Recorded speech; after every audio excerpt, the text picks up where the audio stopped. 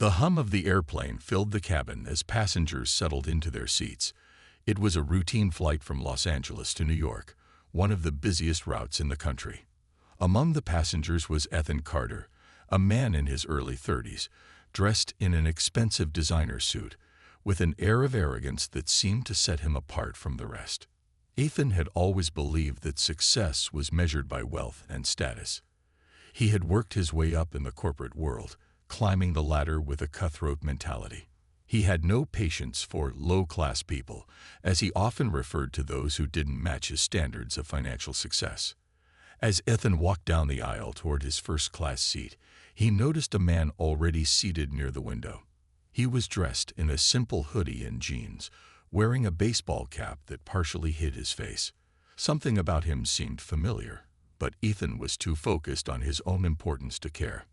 With a huff, Ethan settled into his seat next to the man, placing his expensive leather briefcase on the floor with an exaggerated sigh. Finally, Ethan muttered, adjusting his suit jacket, "I can't stand economy class. That's for people who don't know how to work hard." The man beside him chuckled softly but said nothing. Ethan turned his head slightly to glance at him, narrowing his eyes. "You look familiar. Are you some kind of YouTuber?" His voice dripped with condescension. The man smirked but remained silent, clearly unbothered by Ethan's dismissive tone. Ethan rolled his eyes and scoffed. "Figures. These social media influencers think they run the world. Real success isn't about making videos. It's about power, money, and control. I bet you got lucky with some silly pranks or something." The flight attendants began their safety demonstration, but Ethan barely paid attention. Instead, he continued to talk, more to himself than to the stranger beside him. "I work in finance. Real money. Not this internet nonsense. People like you just waste their lives chasing attention," he sneered, shaking his head. "Bet you're flying first class for the first time, huh?" The man simply smiled but still didn't respond. Irritated by his silence, Ethan scoffed again. "What's your name anyway?" The man looked at him and finally spoke. "Jimmy." Ethan raised an eyebrow. "Jimmy? That's it? No last name?" Jimmy shrugged. "Just Jimmy." Ethan smirked. "Yeah, I figured. Probably trying to hide the fact that no one actually knows who you are outside of your little YouTube bubble." Just then, a flight attendant approached with a warm smile. "Mr. Donaldson, we just wanted to say it's an honor to have you on board today." Ethan's smirk vanished instantly. His heart nearly stopped. "Donaldson? Wait. No way." Jimmy simply nodded politely. "Thank you. Appreciate it." Ethan's mind raced as he suddenly realized the truth. Jimmy Donaldson, the MrBeast, one of the biggest YouTubers in the world. Known for his insane generosity, his massive giveaways, and his mission to make the world a better place. Ethan felt his throat go dry. He had just insulted one of the most influential and wealthiest people on the planet, someone whose wealth probably eclipsed his own by a mile. Desperately trying to recover, Ethan forced a laugh. "Oh wait, you're that MrBeast guy. Man, I was just kidding. I watch your videos all the time. Love what you do." His voice was strained, trying to mask his earlier arrogance. Jimmy smiled again, but this time his eyes held something unreadable. He could see through the facade. "Glad to hear that," Jimmy said casually. "What's your favorite video of mine?" Ethan froze. His mind was blank. He had never actually watched a full MrBeast video. He had only heard about them in passing. "Well, Ethan stammered. "You know the one with the big giveaway." Jimmy nodded slowly. The one where I give away money." He chuckled. "That's most of them." Ethan's face turned red. He had been caught. The flight attendants began serving drinks, and the tension between the two men simmered under the surface. Ethan could feel his pulse in his ears. He had spent years looking down on people he deemed unworthy, yet here he was, sitting next to someone whose success wasn't just built on money, but on generosity, kindness, and purpose. And then, Jimmy said something that made Ethan's stomach drop. "I like meeting new people," Jimmy said with a thoughtful expression. "But I especially like seeing how they treat others before they know who I am." Ethan gulped. The realization of who he was sitting next to had hit Ethan Carter like a freight train. His pulse quickened, and for the first time in years, he felt a sensation unfamiliar to him: humility. MrBeast, the man he had just ridiculed, wasn't some clueless content creator wasting his life chasing internet fame. He was a global sensation, a philanthropist, and more importantly, a man whose impact on the world far outweighed the hollow prestige Ethan had accumulated in the corporate world. Ethan shifted uncomfortably in his plush first-class seat, suddenly aware of how shallow his earlier remarks had been. He cleared his throat and forced a strained smile. "Hey man, listen. I didn't mean any offense back there. I was just making conversation." His tone carried a hint of desperation, as if trying to undo the damage he had caused just moments ago.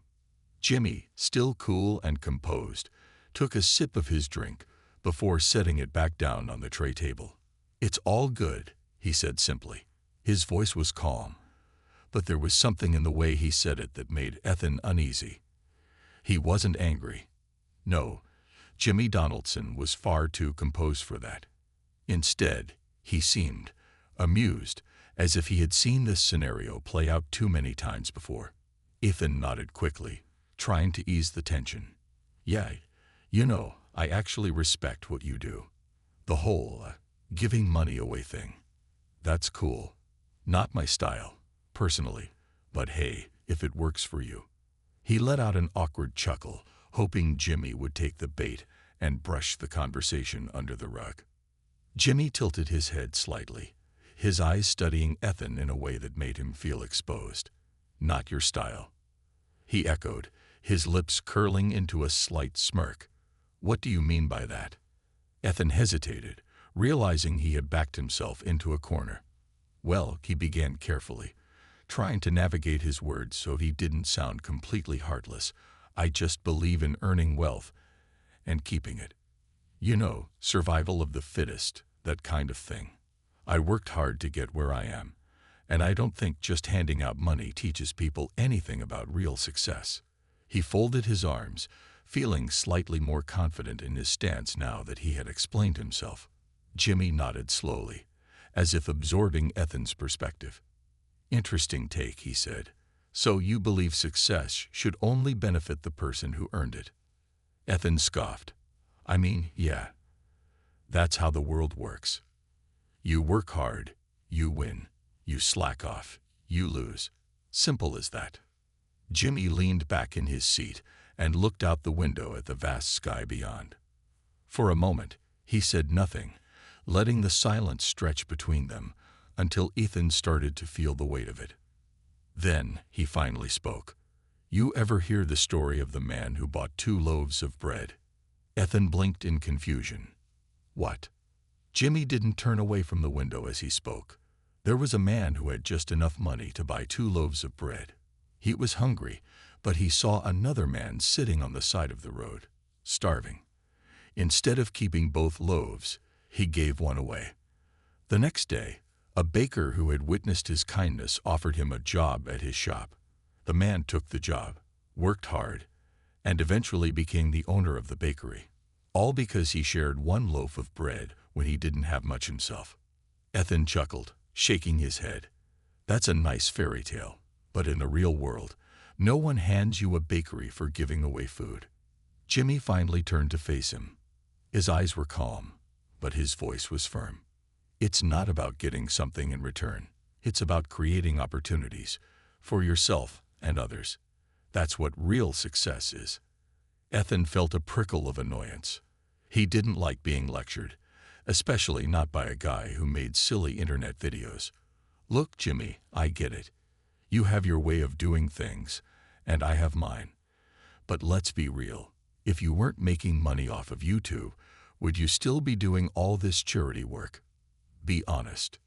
Jimmy smiled, but there was a sadness behind it. "You assume money is what drives me," he said, "but when I started, I was broke. I was sleeping on a couch, eating ramen noodles every day, and making videos with whatever I had. I didn't start giving because I was rich. I started giving because I knew what it felt like to have nothing. The money just made it possible to do it on a bigger scale." Ethan frowned. He hadn't expected that answer. He had always believed that people only did charity for tax breaks or good publicity. The idea that someone genuinely wanted to help others simply because they understood struggle was foreign to him. Jimmy continued, "I once gave away $10,000 to a homeless man. You know what he did with it?" Ethan shrugged. "Blew it on alcohol." Jimmy shook his head. "He used it to rent an apartment, get a haircut, and buy a suit for job interviews. A month later, he had a stable job. 6 months later, he started his own small business. A year later, he was the one helping others in need. Not everyone misuses a second chance, Ethan." Ethan shifted uncomfortably. He had spent his whole life convinced that giving people free handouts made them lazy. But Jimmy's story didn't fit that narrative. It challenged everything he had built his identity around. As if reading his thoughts, Jimmy added, "I get it. You worked hard for what you have. And there's nothing wrong with that. But let me ask you something. Who's really more successful? The guy who hoards his wealth or the guy who uses it to change lives?" Ethan opened his mouth to respond, but no words came out. The plane hummed softly as it soared through the sky, the clouds rolling beneath them like waves in a vast ocean. For the first time in a long time, Ethan Carter found himself questioning whether he had been looking at life the wrong way all along. And the worst part, he wasn't sure he liked the answer. The atmosphere inside the first-class cabin felt heavier than before. Ethan Carter sat still, his mind tangled in thoughts he had never entertained before. For years, he had lived by the mantra that success belonged to those who took it. He had built his empire on ambition, hard work, and an unyielding belief that generosity was for the weak. And yet here he was, sitting next to a man who had given away millions and still somehow ended up more successful than him, not just in wealth, but in influence, respect, and purpose. Ethan turned his head slightly, glancing at Jimmy Donaldson, better known as MrBeast. The YouTuber seemed unbothered, sipping his drink casually as if they had just been discussing the weather. But Ethan knew better. That conversation had been anything but ordinary. It had unsettled something deep inside him. He let out a slow breath, forcing himself to regain composure. "Look," he started, keeping his voice even. "I get what you're saying. Helping people is nice and all, but in the real world, not everyone is worth saving. Some people just don't want to work for a better life. They take the money and waste it. They get comfortable being dependent." Jimmy turned to face him, one eyebrow raised slightly in curiosity. "You ever actually help someone and see what they do with it?" Ethan hesitated. He wasn't used to being questioned like this. In the corporate world, his words were law. He was the boss, the one who made the decisions, the one who dictated how things should be. But here, with Jimmy, it felt different. He was being challenged in a way that made him uncomfortable. "I've donated to charities," Ethan said finally, as if that proved his point. "I give my fair share." Jimmy nodded slowly. "Donating is great," he admitted. "But have you ever helped someone personally? Looked them in the eye and changed their life with your own hands?" Ethan opened his mouth but found no response. Jimmy's gaze didn't waver. "I don't mean writing checks. I mean real, hands-on impact. Have you ever pulled someone out of a bad situation and watched what they did with a second chance?" Ethan shifted uncomfortably in his seat. The answer, of course, was no. He had spent his life networking with powerful people, shaking hands in boardrooms, and signing contracts that made him wealthier.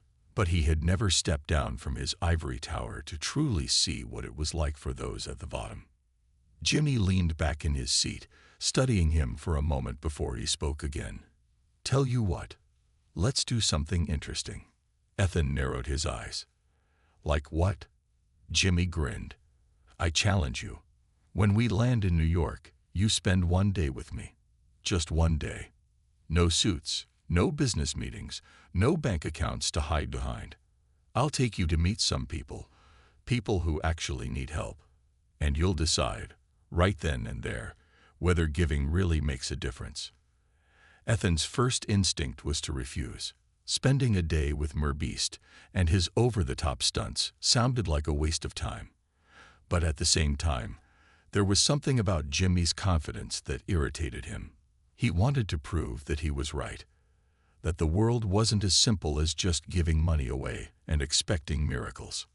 You want me to go on some kind of charity field trip with you? Ethan scoffed. And then what? Jimmy shrugged. And then you decide. If you still believe that helping people is a waste, then fine. We'll shake hands and go our separate ways.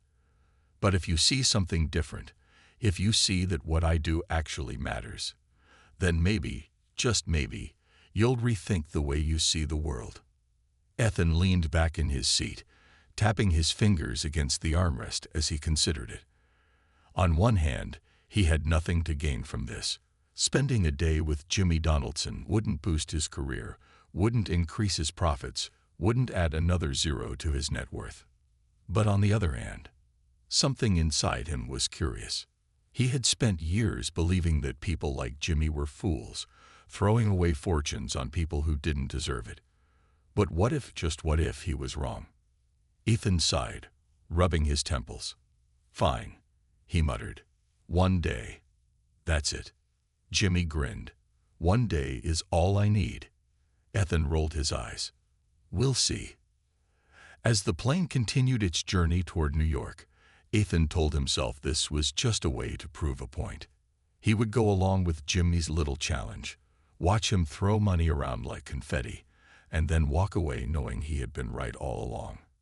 But deep down, something told him that this day might just change everything. The plane landed smoothly at JFK International Airport.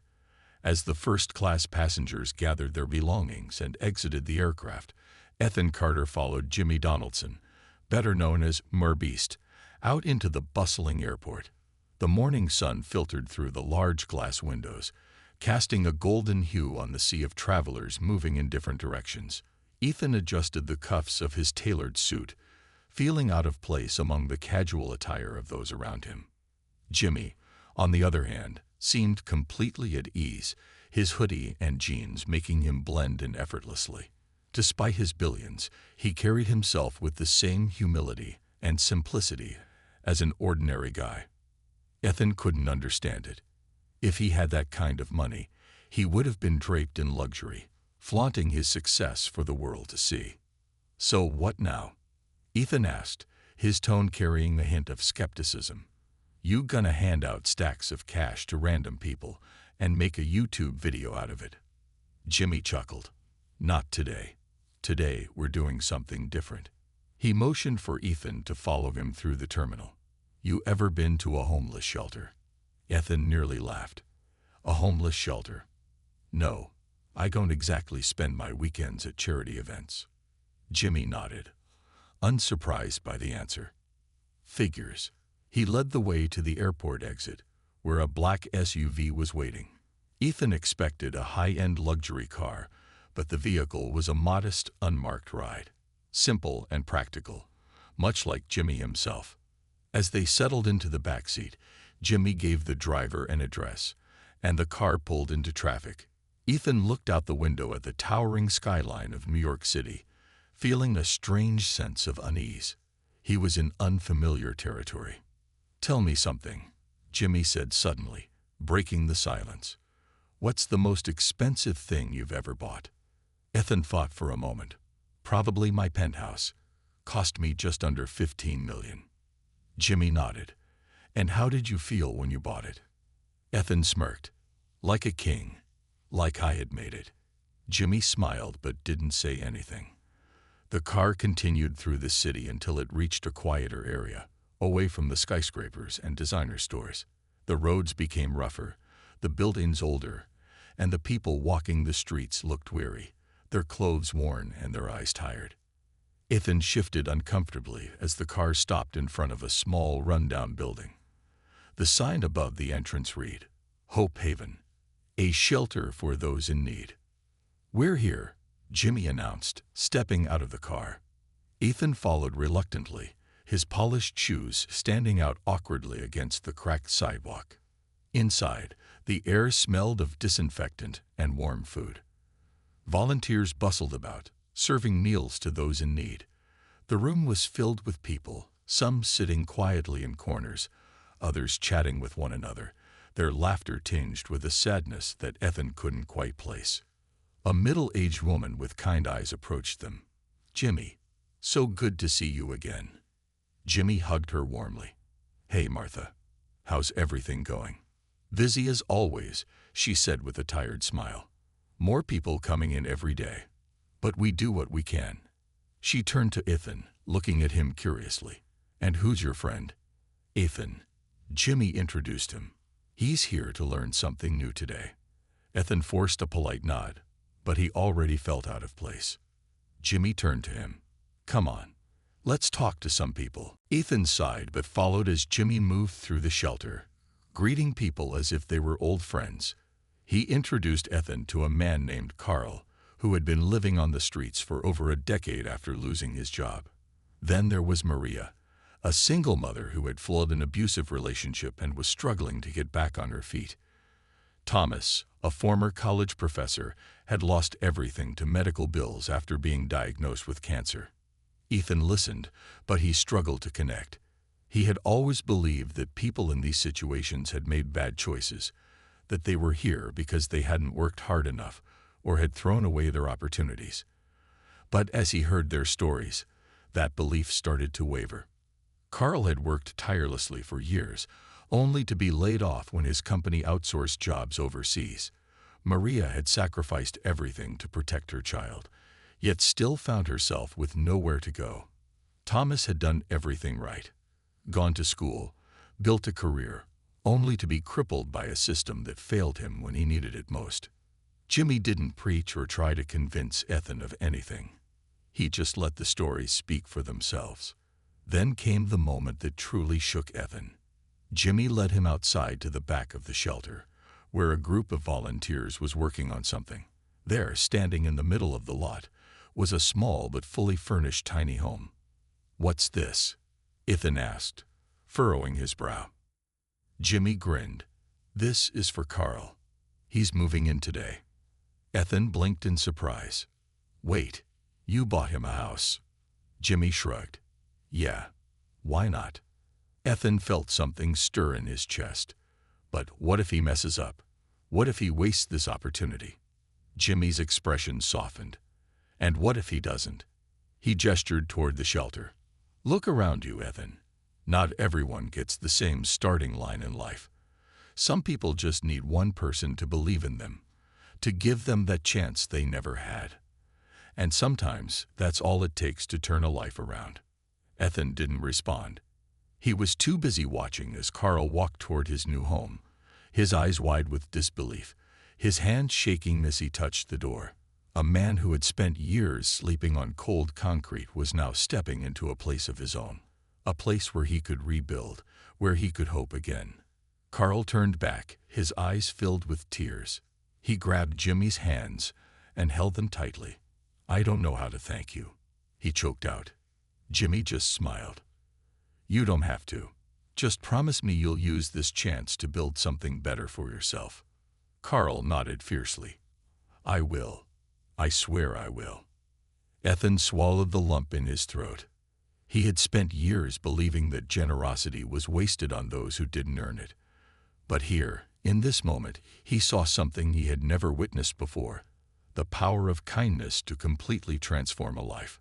For the first time in his life, he wasn't sure if he had been living right or if he had been living wrong all along.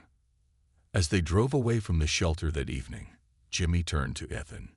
"So," he asked, "still think helping people is pointless?" Ethan didn't answer immediately. He stared out the window, watching the city lights blur past. "I don't know," he admitted finally, "but I think I need to figure it out." Jimmy smiled knowingly. "That's a good start." Ethan Carter sat in silence as the black SUV wove its way through the heart of New York City, his mind still tangled in the emotions of what he had witnessed.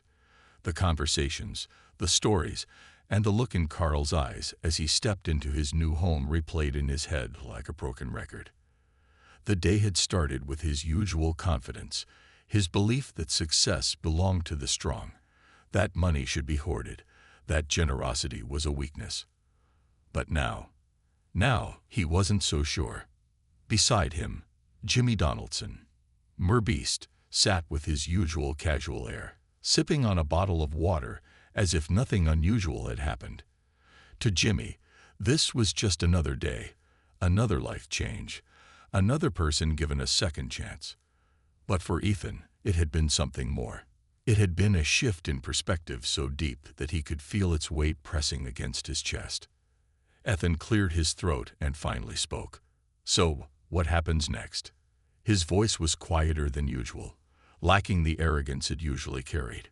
Jimmy turned to him, raising an eyebrow. "What do you mean?"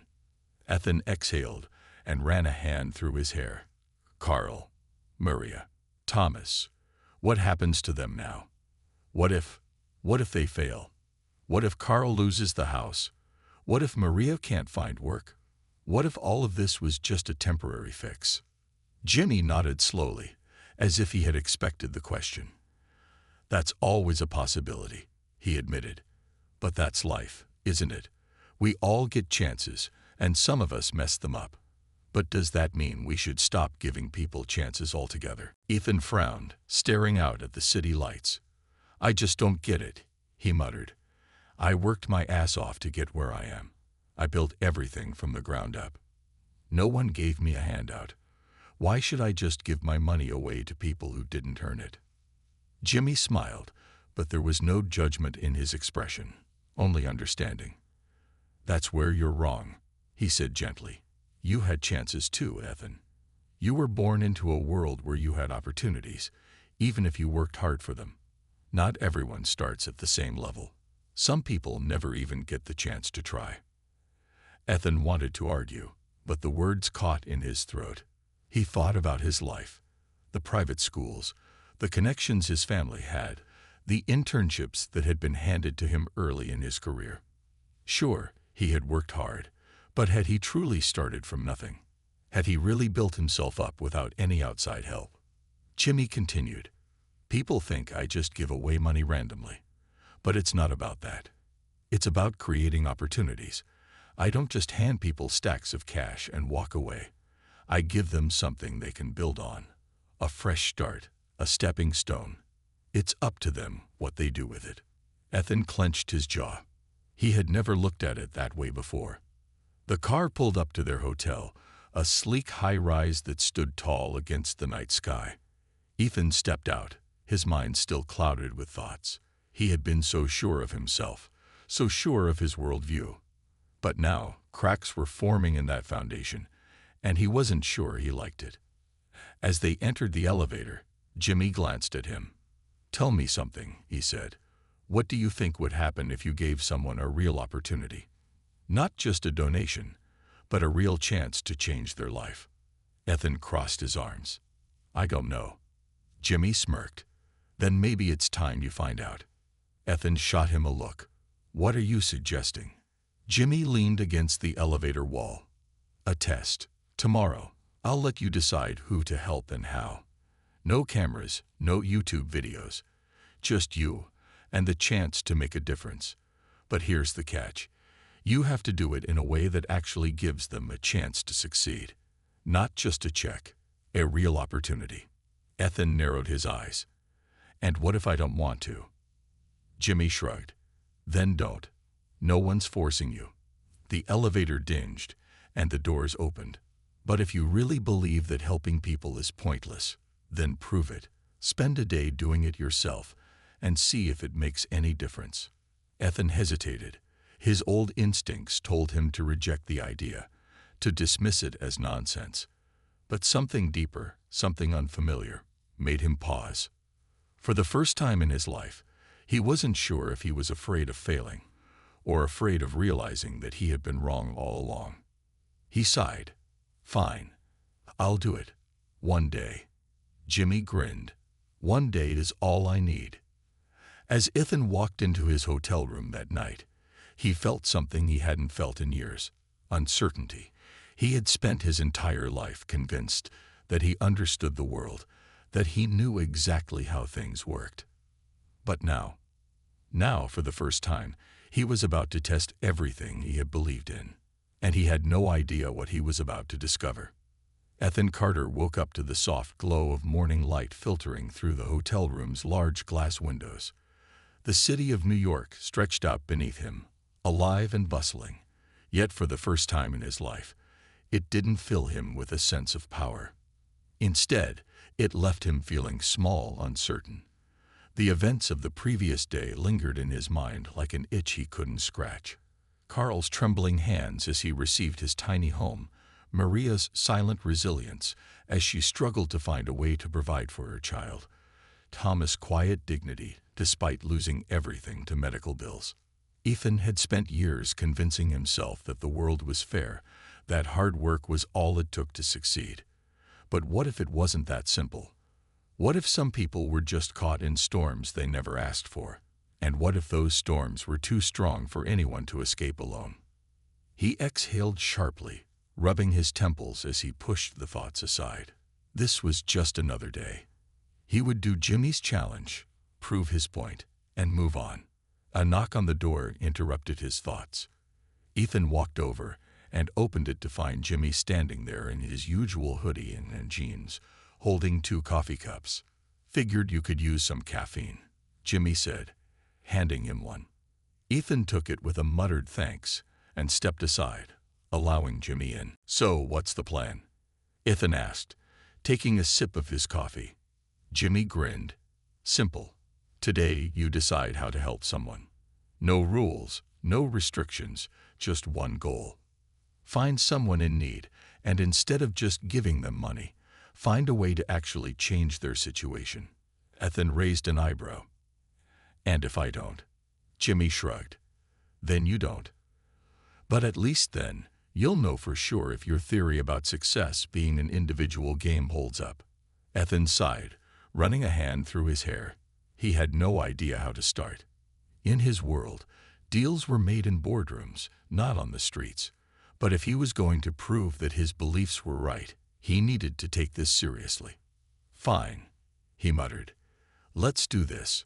A walk through reality." They took a cab to the Lower East Side, an area where the city's polished skyscrapers gave way to crumbling buildings, where expensive suits were replaced by worn-out jackets and desperate eyes. The streets smelled of old pavement and cheap coffee, and the sidewalks were lined with people trying to sell whatever they could: street artists, vendors, even a few musicians hoping for loose change. Ethan had walked past places like this before, but he had never seen them. He had never noticed the people, never thought about their stories, their struggles. He glanced at Jimmy, who seemed entirely at ease. "How do you even know where to start?"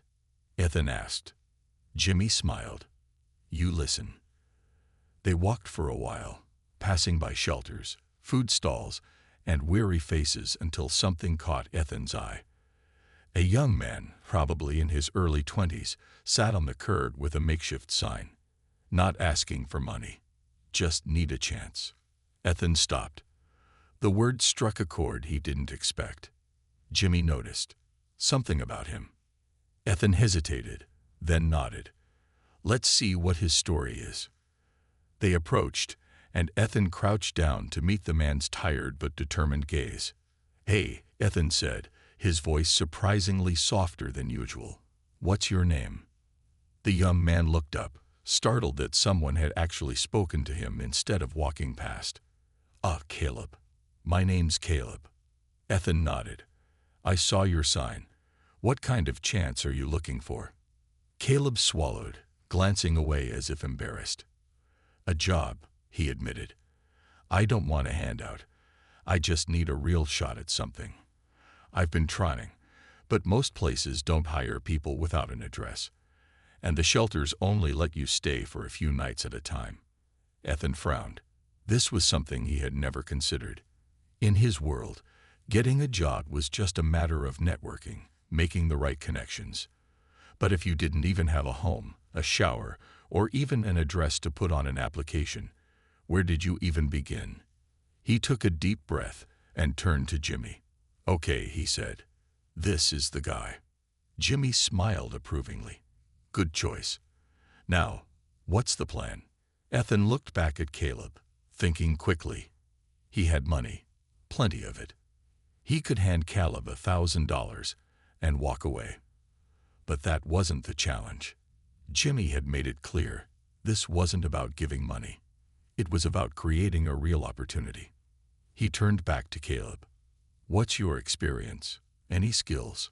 Caleb sat up straighter, his eyes flickering with hope. "Yeah, I used to work in a car repair shop before things fell apart. I know how to fix engines, do bodywork, all that stuff." Ethan thought for a moment, then pulled out his phone and made a call. After a few minutes of conversation, he hung up. "I have a friend who owns a repair shop a few blocks from here," Ethan said. "He's willing to give you a trial run, but you need a place to clean up first. You up for it?" Caleb's mouth fell open in shock. "Are you serious?" Ethan nodded. "Dead serious." Jimmy grinned. "Now that's how you give someone a chance." Ethan wasn't done. He turned to Jimmy. "You know someone with an apartment rental service?" Jimmy smirked. "Of course I do." He made a quick call, and within minutes they had arranged for Caleb to have a temporary place to stay, just enough time to let him get back on his feet with his new job. Caleb's eyes filled with tears as he gripped Ethan's hands. "I don't know how to thank you," he choked out. Ethan felt something stir in his chest, something foreign but oddly satisfying. "Don't thank me. Just show up tomorrow and work hard. That's all I ask." Caleb nodded vigorously. "I will. I swear I will." As they walked away, Ethan felt something shift inside him. This had been different. It wasn't charity. It was opportunity. And for the first time, he saw the difference. Jimmy nudged him playfully. "So, how did that feel?" Ethan exhaled, shaking his head in disbelief. "I don't know yet, but it felt real." Jimmy grinned. That's because it was. For years, Ethan had measured success in numbers, in bank accounts, in status. But today, for the first time, he measured it in impact, and it scared him to realize that it might be the most fulfilling thing he had ever done. Ethan Carter sat in the back of the black SUV, staring out the window as the city lights flickered past. The noise of New York, the honking cars, the bustling sidewalks, and the ever-present movement of people. It all felt different now. For the first time, he wasn't just seeing the city. He was truly noticing it. The weight of the day settled on his shoulders. Caleb's face, filled with disbelief and hope, replayed in his mind over and over. He had started that morning expecting to prove Jimmy wrong, expecting to reaffirm his belief that success belonged only to those who fought for it. But instead, he had come face to face with something he had never acknowledged before: the power of a second chance. Jimmy sat beside him, scrolling through his phone, seemingly unbothered by the depth of the moment. But Ethan knew better. This was exactly what Jimmy had intended all along. "You're quiet," Jimmy said, not looking up. Ethan sighed. "I'm just thinking." Jimmy smirked. Dangerous territory for a finance guy. Ethan shot him a look but didn't argue. Instead, he ran a hand through his hair, exhaling slowly. "I don't get it, man," he admitted. "I've spent years believing that success was about power, about winning. But today, for the first time, I feel like I actually did something. Something that mattered." He paused. "And I don't know what the hell to do with that." Jimmy finally looked up, his expression softening. "Yeah, it messes with you at first." Ethan turned toward him. "Why do you do it?" His voice was quieter now, lacking its usual sharp edge. "Why don't you just live the way the rest of us do? You could hoard your wealth, invest it, live in some billionaire mansion on an island somewhere. Why go through all this trouble?" Jimmy thought for a moment before responding. Because I know what it's like to have nothing. His voice was calm, but there was a depth to it that Ethan hadn't noticed before. I wasn't born rich. I struggled. I started with nothing, just like a lot of these people. And I realized early on that one opportunity, just one, can change everything for someone. So if I have the ability to create those opportunities, why wouldn't I? Ethan sat with that for a while, letting the words settle in. The car pulled up to the hotel, and both men stepped out. They entered the elevator, and as they ascended, Ethan felt the weight of a decision pressing down on him. The doors slid open, and as they stepped out, Ethan finally spoke. I want to do more. His voice was quiet but certain. Jimmy smiled, waiting for him to continue. Ethan inhaled deeply. I don't mean just writing checks to charities. I want to do what you do. Real impact. Real opportunities. I have money. I have connections. There's no reason I can't use them for something bigger than just making myself richer. Jimmy's grin widened. Now you're talking. Ethan chuckled, shaking his head.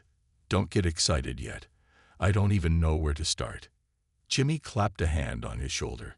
Start with one person, just like you did today. Then do it again, and again. And before you know it, you'll realize that changing lives is the best investment you've ever made. Ethan considered that. It was strange. He had spent years making multi-million-dollar deals, but this was the first investment that had actually made him feel something. He nodded. All right, let's see where this goes. Jimmy winked. One day at a time. The cameras were set up, the lights perfectly positioned, and the large event hall was filled with eager anticipation. On stage, Ethan adjusted the microphone, looking out at the audience of entrepreneurs, philanthropists, and influencers. He had been invited to speak at a major business conference, but for the first time in his career, he wasn't here to talk about corporate strategy. He was here to talk about something more. Success is a funny thing, Ethan began, his voice strong and steady. For years, I thought it was about wealth, about power, about making it to the top and staying there. And I spent a long time believing that if someone wasn't successful, it was because they didn't try hard enough. He took a deep breath, but I was wrong. The audience went silent. Ethan smiled slightly. A year ago, I met a man named Jimmy Donaldson. Some of you might know him as MrBeast. A few chuckles rippled through the crowd. He challenged everything I thought I knew about success. And because of that challenge, I started something new. I started using what I had, not just to make myself richer, but to actually create opportunities for people who needed them. He looked at the front row, where Caleb sat, dressed in a sharp suit, smiling proudly. Caleb, who now owned his own auto repair shop. In the last year, I've worked with people I once ignored, helped build businesses instead of just investing in stocks, and seen firsthand what happens when you don't just hand people money, but give them a real chance. He paused. And I can tell you this, the greatest success isn't in how much you make. It's in how much you give back. The crowd erupted in applause, but Ethan wasn't looking for validation. He didn't need it, because for the first time in his life, he knew he had truly succeeded. Jimmy, sitting near the back, grinned and gave him a thumbs up. Ethan smirked, shaking his head. One day at a time, just like Jimmy had said.